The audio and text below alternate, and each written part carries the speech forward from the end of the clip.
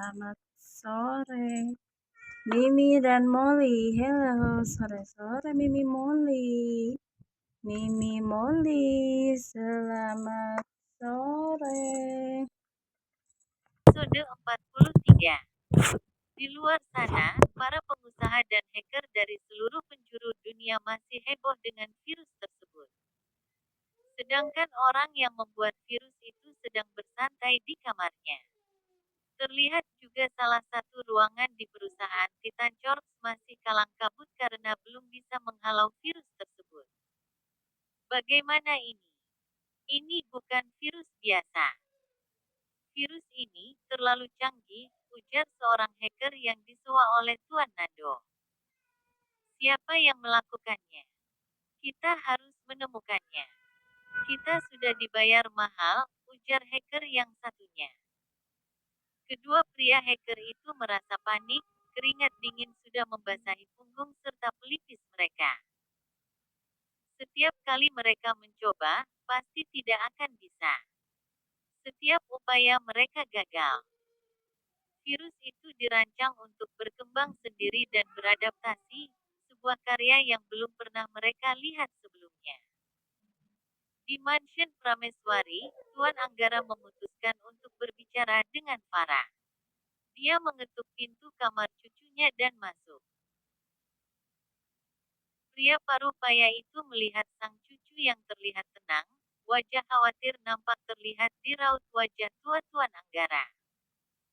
Farah, kamu tahu apa yang kau lakukan bisa sangat berbahaya, bukan? Suara Tuan Anggara terlihat cemas. Farah dengan tenang menjawab, aku tahu, Glenva. Tapi mereka menyelang kita lebih dulu. Ini balasanku.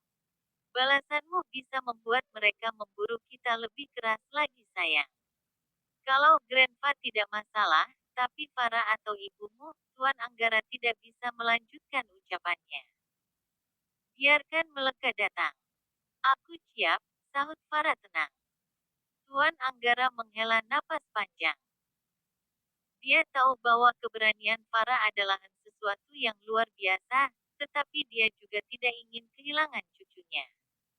Tuan Anggara menghela napas panjang. Dia tahu bahwa keberanian Farah adalah sesuatu yang luar biasa, tetapi dia juga tidak ingin kehilangan cucunya. Grandpa tahu, Farah pasti bisa. Tapi apa yang Farah lakukan bisa membuat Grandpa serta yang lainnya sangat khawatir sayang, sahut Tuan Anggara. Farah terdiam sejenak mendengar ucapan sang kakek, dia sangat terharu karena baru kali ini dirinya diperhatikan. Tuan Anggara mengelus rambut sang cucu. Berjanjilah pada Grandpa, untuk tidak menggunakan kemampuan Farah lagi. Ada saatnya Farah menggunakan kemampuan itu, ujarnya menatap lembut sang cucu tapi suaranya terdengar datar. Farah balas menatap sang kakek. Kapan Fala bisa menggunakannya? Tanyanya. Tuan Anggara menatap serius sang cucu. Di saat Farah telah berusia 17 tahun atau Farah sudah menguasai seluruh seni bela diri yang ada dan Farah mampu untuk membuktikan diri pada Grandpa, ujarnya. Farah terdiam, tak lama bocah perempuan cantik berusia 3 tahun itu mengangguk setuju. Baiklah. Fala berjanji, ujarnya serius. Tuan Anggara tersenyum tipis. Meskipun merasa khawatir, Tuan Anggara juga merasa bangga. Cucu kecilnya memiliki keberanian dan kecerdasan yang luar biasa, sesuatu yang jarang dimiliki orang dewasa sekalipun. Di luar sana, Titan Corps dan dunia hacker masih sibuk mencoba memahami apa yang terjadi. Namun, bagi Farah, ini hanyalah awal dari perang yang lebih besar. Grandpa hanya melakukan ini untuk kebaikanmu, nah, ujar Tuan Anggara. Malam itu terasa mencekam di kawasan industri tua yang kini menjadi markas sementara Nando, pemilik perusahaan Titan Corp yang baru saja hancur. Perusahaan yang menjadi tumpuan hidupnya, reputasi yang dia bangun dengan berbagai cara kotor, lenyap dalam sekejap berkat serangan cyber tak terduga. Nando kini terpojok, sadar bahwa lawan-lawannya tidak hanya bermain dengan kecerdasan, tetapi juga kekuatan nyata. Di sisi lain, di sebuah gedung tinggi di pusat kota, Leon dan Tuan Anggara mempersiapkan langkah terakhir untuk menjatuhkan musuh mereka. Dia pasti mencoba melarikan diri sekarang. Kita tidak boleh memberinya kesempatan untuk bangkit lagi, ujar Tuan Anggara dingin. Aku sudah mengatur semuanya. Tim kita sudah mengepung kawasan itu. Malam ini, dia tidak akan punya jalan keluar, sahut Leon dingin. Bagaimana dengan anak buahnya? Mereka masih cukup banyak, ujar Tuan Anggara.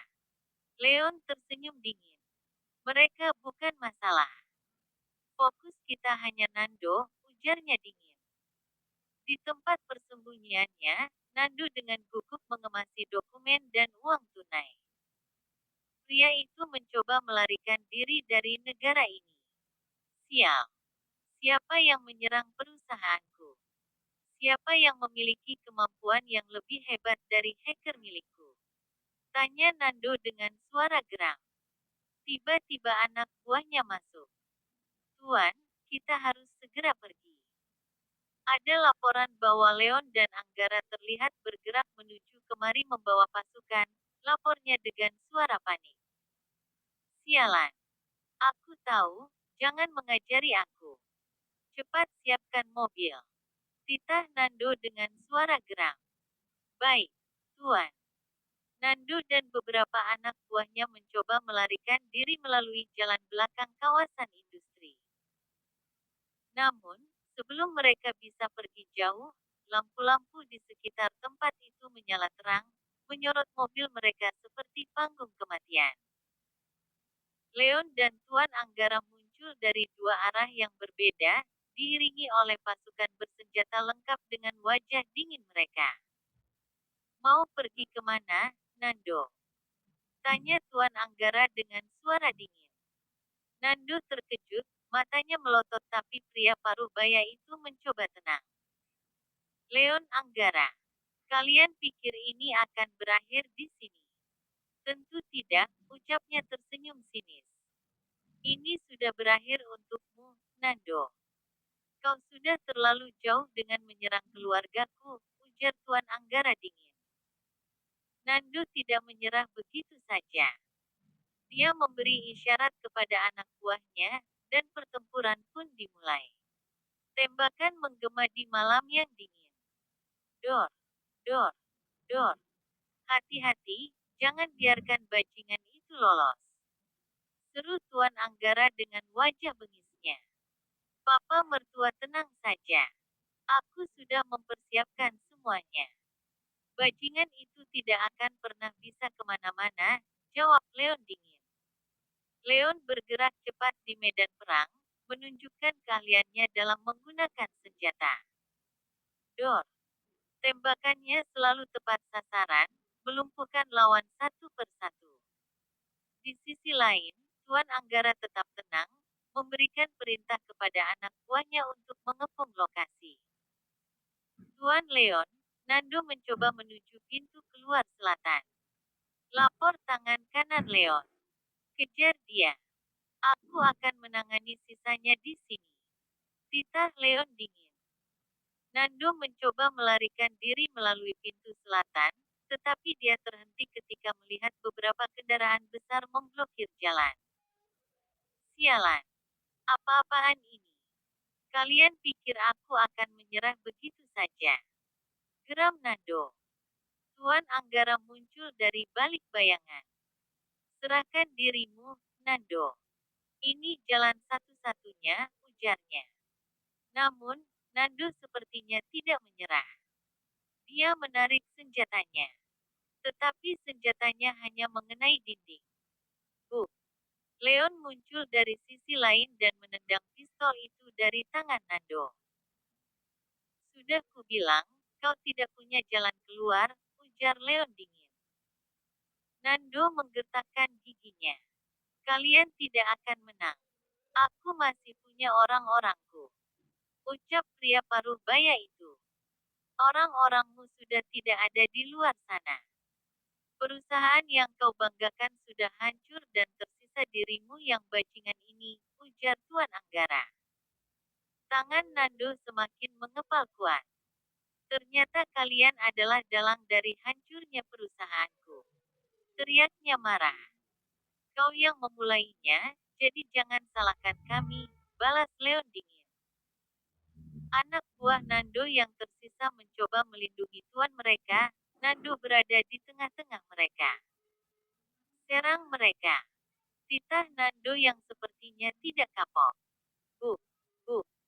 Pertempuran kembali terjadi, kali ini mereka menggunakan tangan kosong karena anak buah Nando kehabisan senjata. Buk, krak. Leon dengan bengis memukul dan musuh dengan sekali tendangan memutar. Sedangkan Tuan Anggara dengan gesit memukul lawannya dengan telak. Meski umurnya sudah tua, tapi tenaganya tidak bisa diremehkan. Mata Nando membulat sempurna melihat betapa beringasnya Leon dan Tuan Anggara menghabisi anak buahnya yang tersisa. Leon berjalan ke arah Nando, dengan membuat pria paruh baya itu bergetar ketakutan. Ampuni, saya, ujarnya memohon. Tidak ada ampun bagimu Nando. Selas. Dengan sekali Nano jatuh di bawah kaki Leon.